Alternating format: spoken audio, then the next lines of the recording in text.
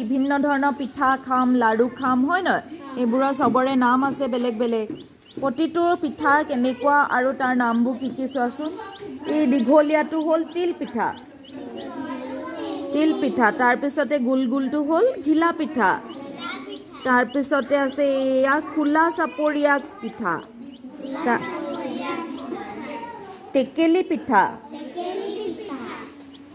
চুঙা পিঠা কুটুলি পিঠা নাৰিকল লাড়ু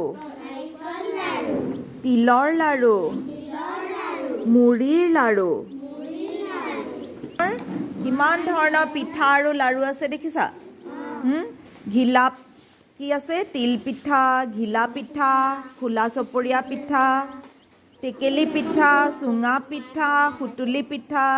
তাৰপিছত নাৰিকলৰ লাড়ু আছে তিলৰ লাড়ু আছে মুড়িৰ লাড়ু আছে তোমালোকে খাই পাইছানে